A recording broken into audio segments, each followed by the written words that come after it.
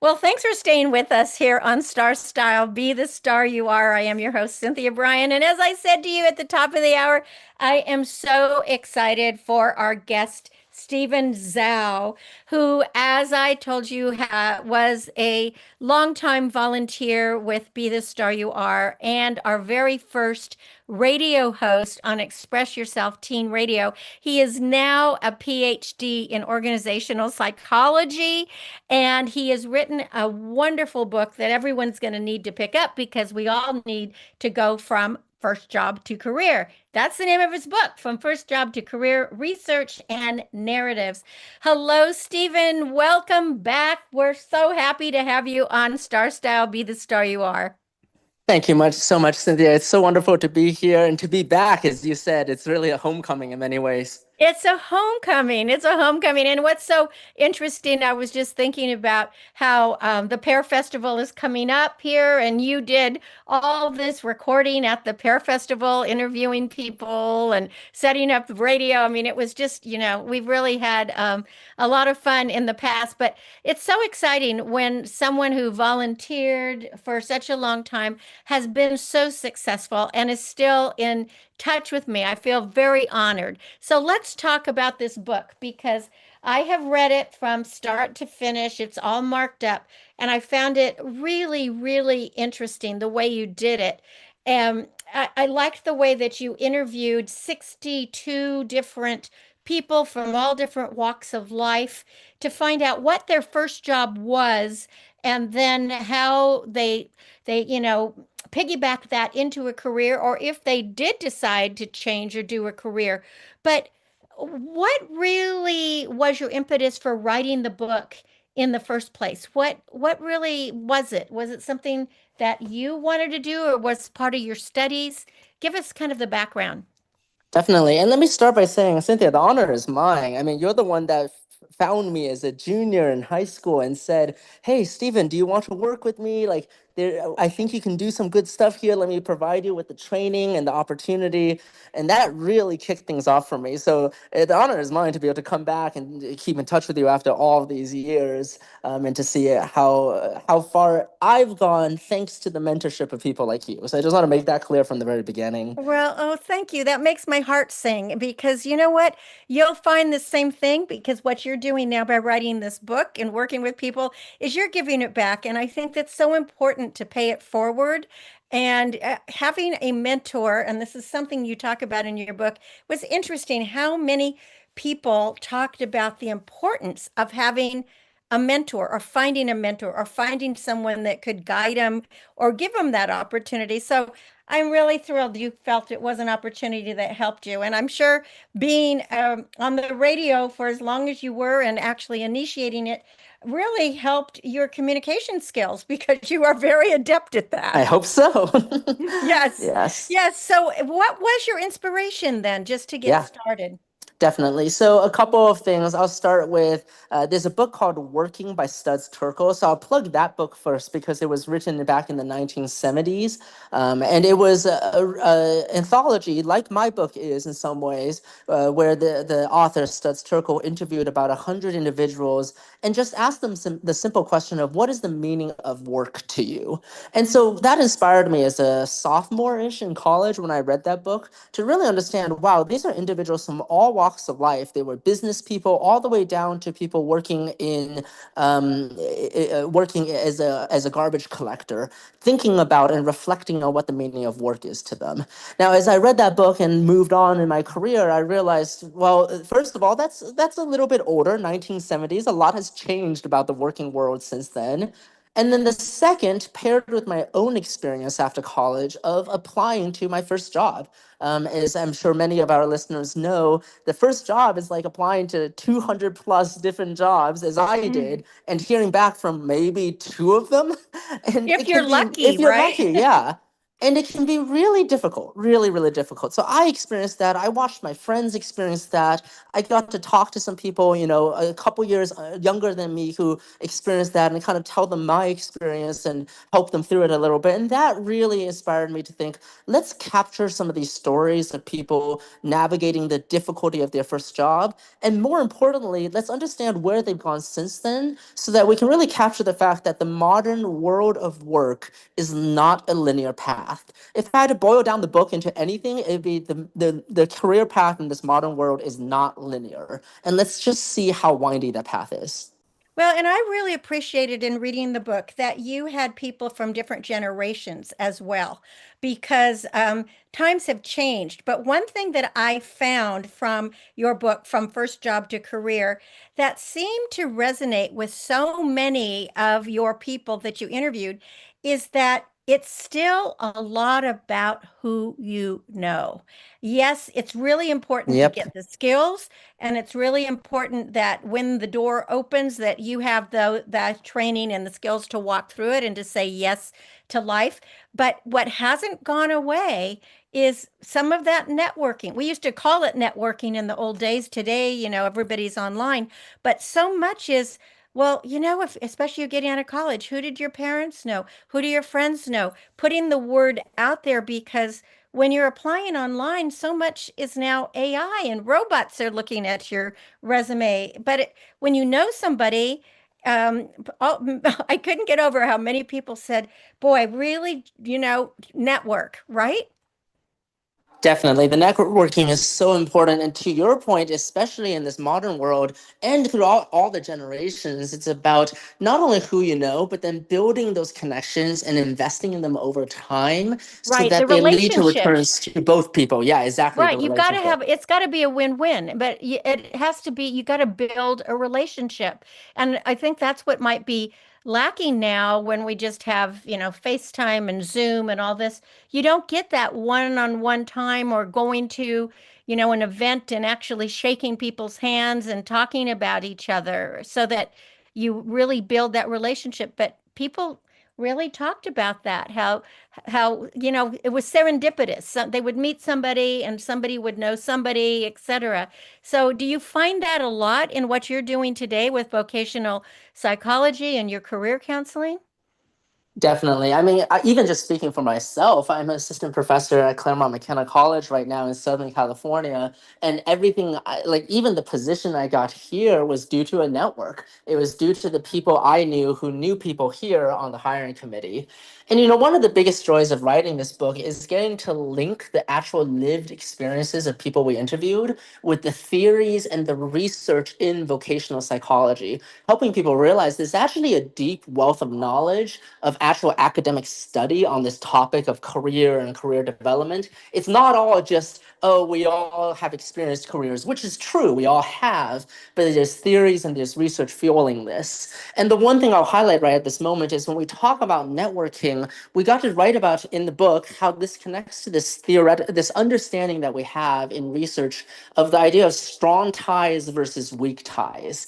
Now, I don't want to sound too much like an academic here, but I think it's actually really important for everyone to get this concept that in the theory of networks, you've got your strong ties, and these are the people you know deeply, the ones who are your best friends, who you've talked to met every day, and who know you inside and out, and are incredibly important to supporting you, to helping you with your self-efficacy and your belief in yourself.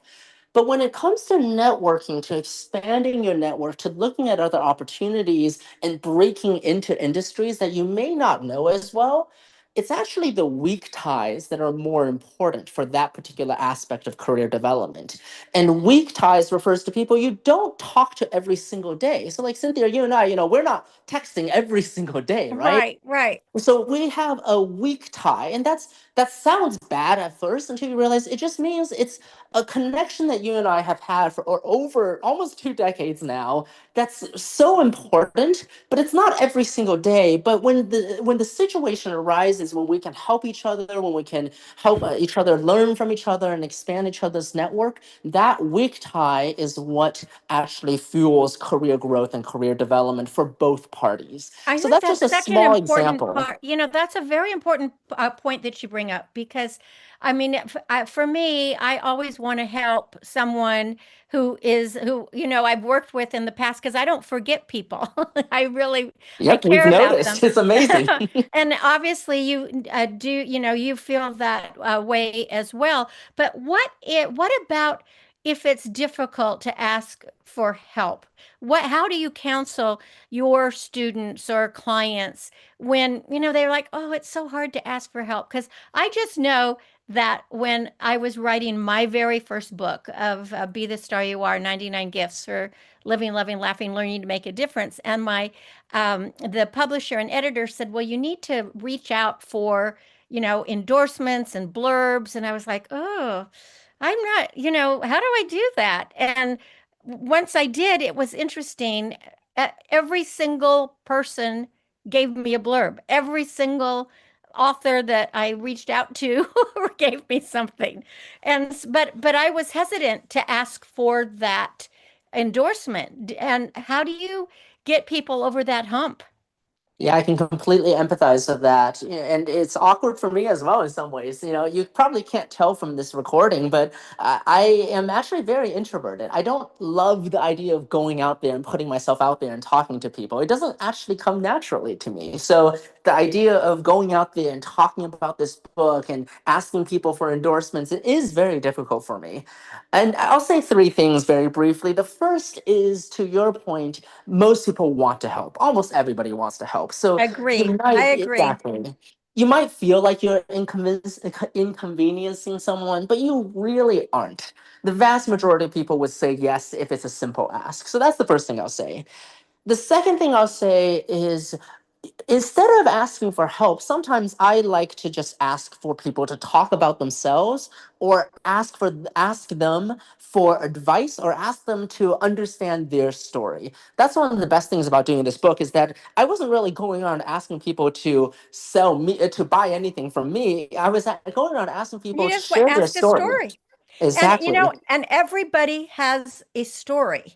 Every single person has a story. And that's why I liked it the way you put, on starting a career in the army, Ronald's story. So you talked about stories, and that is an actual beautiful way because as a writer, you are a storyteller, and these are true stories that you are sharing to help other people. Well, if you were to give advice to young people or to anyone who is in the job market now, do you have like two or three things that you would tell them to do that would be the most important, especially in this time of AI everywhere and really difficult, you know, difficult career and job opportunities? Yeah, I would say the first is, ask yourself, what do you want to contribute? I think the one, especially in this context of AI, right? If you look into the under the hood, if you will, of how AI works, how these GPT works, it's all about probability at the end of the day. It's all about what's the most probable next word that comes in this sentence. And the reality, when you do calculations like that, and I'm sorry, I'm bringing a little bit of statistics here, No, but I like but that. I mean, you are a professor after it all. is, yeah. The idea here is, when you do that, you're getting the most likely result, which is not necessarily always a creative result, right? Like, the most creative things that have happened in human history are outliers. They're not very likely by definition. And Hmm. so I would want to encourage people to find what makes them unique. What is it? What makes you stand out? And that doesn't mean you have to be the smartest. I'm not. Most people aren't the smartest. That doesn't mean you have to have started a company or done something amazing to change the world. That could be as simple as, you have a particular unique lived experience that influences who you are in a way that makes you stand out from anybody else. And I Find out what totally that agree with that. is and That's what articulate it. that's what be the star you are means is you are unique. There's nobody like you in the world. Share your gifts.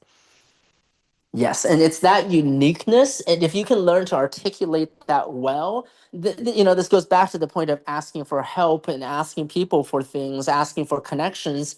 At that point, what you're doing is, you're stating, this is who I am. And you're not marketing anything, you're trying to promote and help people understand what you have to contribute to the world, which I hope we all believe that we have something to contribute to the world. So the better you learn to articulate this, the better you can then position yourself to future employers so that they understand who they're hiring. I think that you hit it on the nose because every individual has a unique voice, and every individual has a gift. And whether you are a ditch digger, a farmer, or the president of a company, everybody has something to contribute. So learning that elevator pitch is a very important thing. Well, this book Definitely. is called From First Job to Career: Research and Narratives. You're Dr. Stephen Zhao because you are PhD. That's very impressive. And I want to give your website out and spell your name, stevenzhou.us. It's STEVENZHOU.US. So, and he's also on LinkedIn. So you can find him there. But the book is everywhere, and it is really a great book for anybody who is looking for a job, and everybody always is, or for counselors, for educators. It's a lot of inspiration, and you also talk about at the back of the book how you made the book and how you put it together, how you organize the questions, and I really love it. And you also talked about making meaning. I always say that when you make meaning, you will make money. So, so would you like to just wrap it up with whatever your last thoughts are? Yeah, I think I'll end with this tip, which is be patient. That's something that actually came out of a lot of these interviews and the theory, the theories that are coming out of careers research, which is that the path, going back to this thought of it's not a linear path, it's a Right. winding path. And it sometimes takes time to get to where you thought you want to be, or where you actually do want to be, and that can change over time. That can take longer than you would expect. It took longer than I expected for myself for a variety of reasons. I didn't go straight to PhD and straight to a professor job. I had some detours along the way. And so I would just encourage people to be patient, to strive after what they want for sure. Find something they believe that they're called to have a purpose in, but be patient and understand that the path to get there might be not what you expect in the first place. And I hope that comes out with some of these interviews that we captured of people who didn't quite take the path that everyone thought was meant for that particular career. And the other thing that I really got from your book and from so many people was just never give up. Just keep going because you might get rejection after rejection, but there is going to be that perfect fit.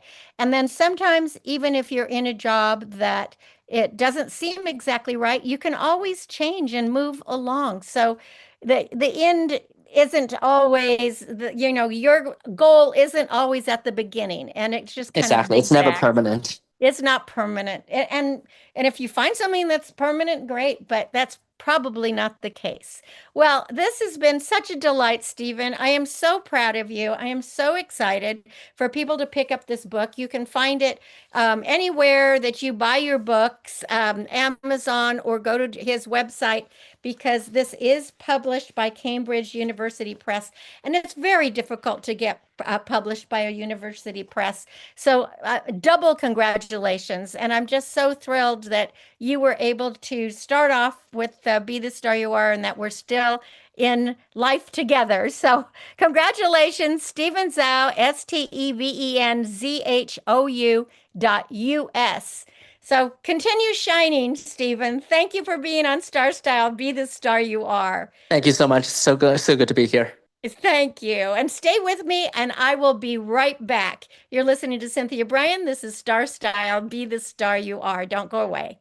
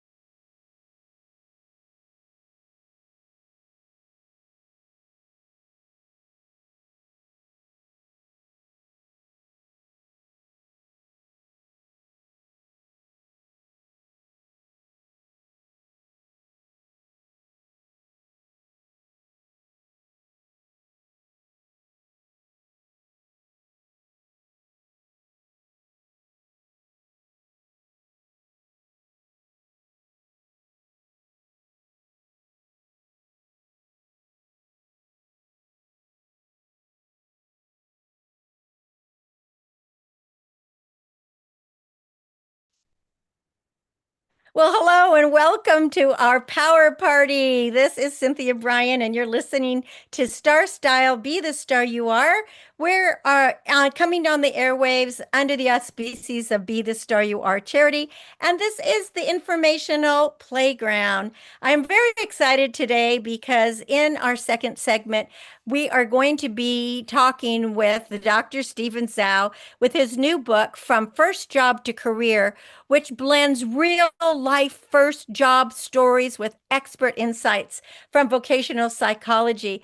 Stephen was the first radio host of Express Yourself Teen Radio. He was with Be the Star You Are almost 2 decades ago, and he actually helped shape the early vision of our program. He even wrote and played the guitar for the iconic little theme music that you hear at the beginning of every show of Express Yourself Teen Radio.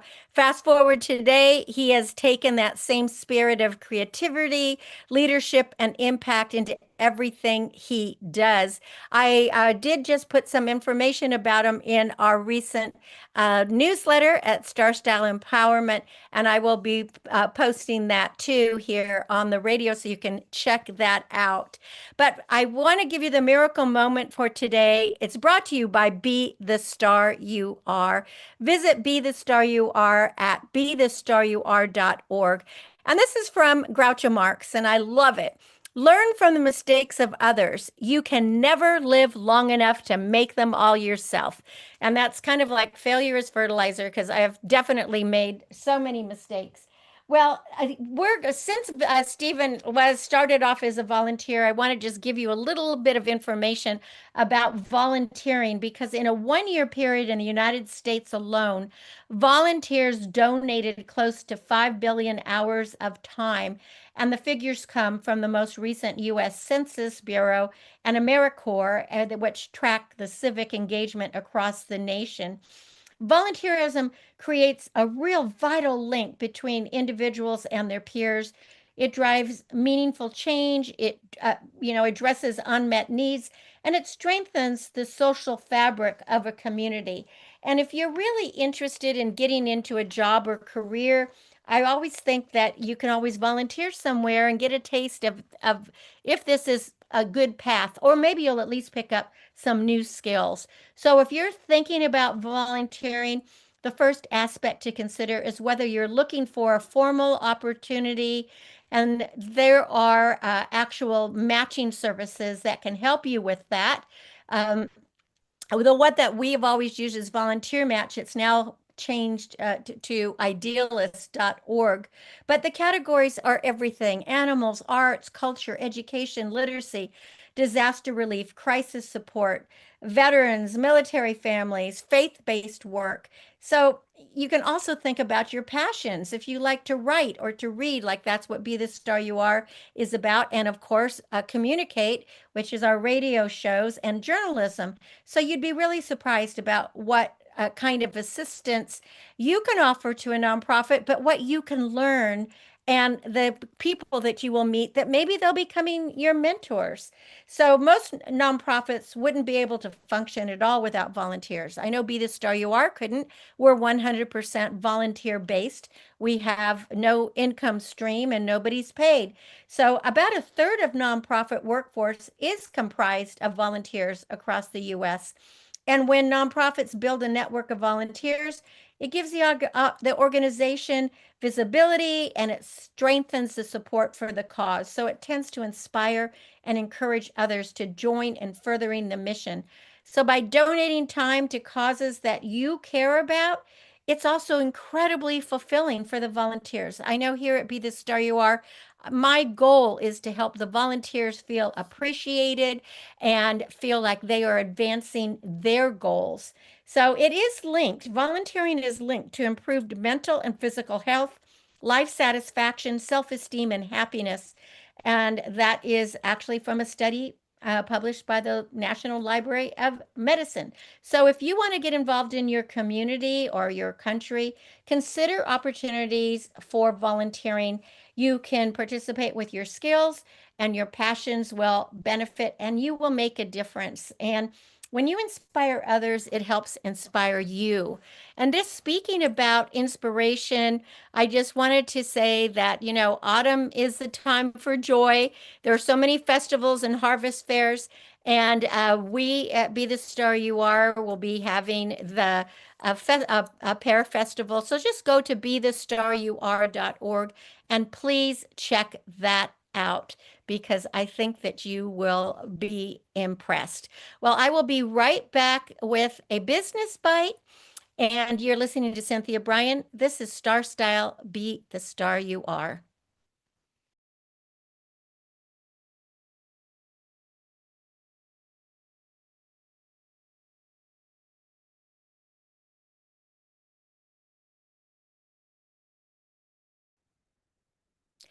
When you want to reinforce good behavior, giving praise and rewards activate neurochemicals like dopamine in our brains, playing a critical role in motivation. So, what are some ways to offer recognition? Use incentives, notes, bonuses, gift cards, or set an amount of dollars is a great way to offer praise. Tell people how wonderful they are and how they can contribute to the success of the company and how much they're appreciated. And most of all, give public praise. Make announcements, throw a party, add the name to a newsletter, let others know how much this person means to your organization. Remember, you're the star of your own performance. Turn your passions into profits. I'm Cynthia Brian with another business bite from Starstyle. For more information, visit cynthiabrian.com. That's Cynthia Brian, Brian with an I.com. And now I'm going to go to the ending. So this will be the end of the show. You don't have to count me back in. Well, thank you so much for staying with us here on Star Style, Be the Star You Are. It was so much fun speaking with Stephen, and I'm just so happy about his book. I hope that you will pick up a copy from First Job to Career, Research and Narratives by Stephen Zhao. You can find it wherever books are sold or, at your favorite online store as well. So just remember, that here at Star Style, we really appreciate you being with us every week because just like Stephen just gave advice about how to go from first job to career, you can get success spurts, I call them, expert advice, and have more success in your life. And you get this from renowned authors from around the globe because you can change your life. You can make your dreams come true. For more information about Be the Star You Are charity, visit bethestaryouare.org. For information about Star Style Productions or me, Cynthia Brian, or to purchase any of my books, the 12th book will be out soon. Visit cynthiabrian.com. You can click on the Star Style store. There are pre-sales going on right now at a discount. My aim, as always, is to encourage, inspire, inform, amuse, and motivate. See beyond your physical being and know that you are already the star you dreamed of becoming. Cherish the past, dream of the future, and celebrate every moment of your life. And read a book this week because it is like a garden in your pocket. And the book I'm recommending is Stephen's book, From First Job to Career, Research and Narratives. So Stephen Zhou, StevenZhou.us. And until we celebrate next week on the Star Style Playground, remember that love always wins, kindness always prevails, and smiles will keep us happy. Be kind, be inclusive, tell the truth, live with integrity, embrace cultures, love unconditionally, encourage others, be generous, read, lead, succeed, communicate, collaborate, and innovate. And most of all, be your unapologetically authentic self because everyone counts. Go out into the world, and I encourage you to be the star you are. Thank you so much for coming here and listening to Star Style, Be the Star You Are, and we'll be with you again next week. Have a great